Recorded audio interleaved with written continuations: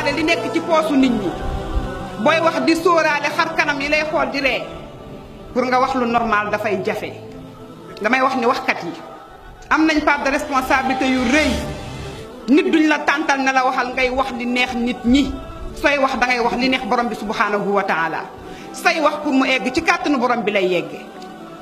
te dañoo yegg ci jamonoy joo xam ni li Alpha Diallo di wax naan ridal jamee gaayatun laa tudrak nit mënoo def lu neex ñëpp lu yàlla amul yonent bi amu ko kan moo ko mën a am kenn mënu koo am. kon looy def seet si sa borom subhanahu wa taala ku nekk di nga tëdd wéetoog sa borom jël sa loxo ndeyjoor mii mu nekk sa njegenaay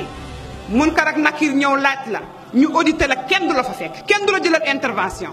kon lu ko fi jaar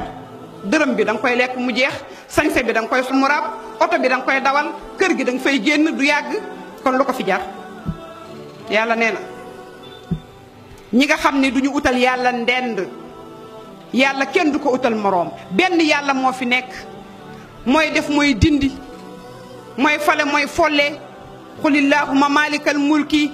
tu'til mulka man tashaa'u wa tanzi'ul mulka mimman tashaa'u wa tu'izzu man tashaa'u wa tuzillu man tashaa' bi yadikal xayru innaka ala kulli shay'in qadir yàlla kese moo fi nekk. yàlla nee na gaa ñi nga xam ne duñu utal yàlla moroom te duñu rey bakkan boo xam ne waruñu koo rey lu dul bakkan bi ñu war a rey tey ñu egg ci jamono boo xam ni reykat yi ñooy àtte reykat yi sàcc yu mag yi ñooy àtte yu ndaw yi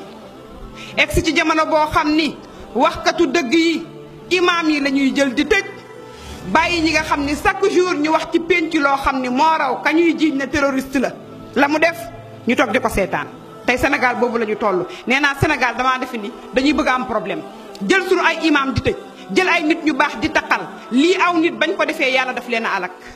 ñun nag yàlla daf ñoo rusa yonent bi sallallahu alayhi wa sallam waaye nag kullu nafsin bi maa kasabat rahina ku nekk li nga bay rek loolu ngay góob yàlla moo mën a àtte alaysa allahu bi ahkamil hakimin jàpp ay góor yàlla di leen tëj ndax dëgg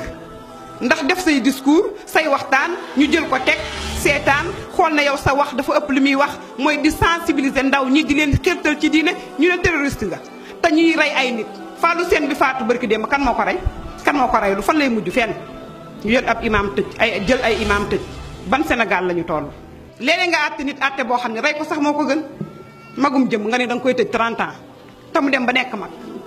30 ans te mënoon a jëriñ askanam mokkalal ay nit ñu bëri alquran yee ay nit ñu bëri orienté leen nga jël ko tëj. defe ni nag mun ngaa xeex diine yuriduuna li yutfi'u nuurallaahi bi afwaahihim wallaahu mutimmu nuurihi walaw karihal kaafiruun diine kenn mënu koo fay diine ji taal bu yàlla taal sànni ci matt moo gën fay ko buur yàllaa ko taal te dootul fayati bu yeboo ñu jàpp imaam yëpp tëj